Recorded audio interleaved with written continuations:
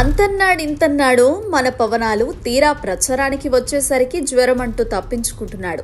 ఎండలకు తాళలేక బయట ప్రచారం చేయలేక పాపం జ్వరం పేరుతో పవనాలు తప్పించుకుంటున్న దుస్థితి నెలకొంది. జనసేనలో పార్టీ నేతలను వాళ్ల మానానికి వాళ్లను వదిలేసి పవన్ మాత్రం హైదరాబాద్ వెళ్లిపోయి ఎంచక్కా ఏసీలో సేద తీరుతున్నారు. దీనిపై విమర్శలు వెల్లువెత్తుతున్నాయి. పవన్ కళ్యాణ్ పిఠాపురంలో అడుగు పెడితే చాలు అనారోగ్యం గురించి జనసేన ప్రకటన విడుదల చేస్తుంది. పిఠాపురంలో శనివారం ఆయన అడుగుపెట్టిన సంగతి తెలిసిందే. ఆ వెంటనే జనసేన విడుదల చేసిన ప్రకటనలో రికరెంట్ ఇన్ఫ్లుయెన్జా కారణంగా ఊపిరితిత్తుల్లో నిమ్ము చేరి రోజు ఏదో ఒక సమయంలో పవన్ జ్వరంతో బాధపడుతున్నారని వెల్లడించడం గమనార్హం.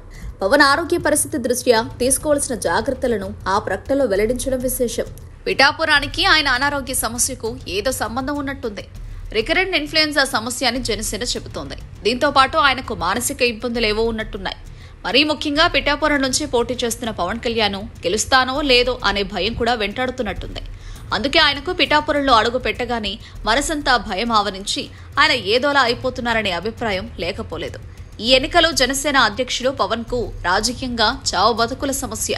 ఒకవేళ ఎమ్మెల్యేగా ఓడిపోతే ఇక శాశ్వతంగా సినిమాలు చేసుకోవాల్సి వస్తుంది. ఇప్పటికే జనసేన ఖాళీ అయిపోయింది. ఇక మిగిలిందల్లా కేవలం టికెట్ వచ్చిన నాయకులు మాత్రమే. పొత్తు పెట్టుకుని పార్టీని చేజేతులా సర్వనాశనం చేసుకున్నారని చర్చకు తెరలేచింది.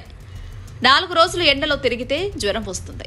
అభిమానులు పూలు వేస్తే ఎలర్జీ వస్తుంది. అలాంటి మీరు ఎండనక వారనక ప్రజల్లో తిరిగే సీఎం వైఎస్ జగన్ గారి మీద జరిగిన దాడిని గులకరాయి అని హేళన చేస్తావా? 2 రోజులు ప్రజల్లో ఉండలేని నీకు జ్వరం వస్తే ట్రీట్మెంట్ కోసం హైదరాబాద్ పారిపోయే నీకు రాజకీయాలెందుకు? పోయి రిసార్ట్లో రెస్ట్ తీసుకో. జనసేన కార్యకర్తలకు ప్రజలకు మీ బాధ తప్పుతుంది. పవన్ ఆరోగ్యంగా ఉండాలంటే పిఠాపురాన్ని గుర్తు తెచ్చుకోకపోవడం మంచిది. అలాగే పిఠాపురంలో అడుగు పెట్టకపోవడం మరీ మంచిది. పవన్ ఆరోగ్యం ఆయన చేతుల్లోనే ఉంది.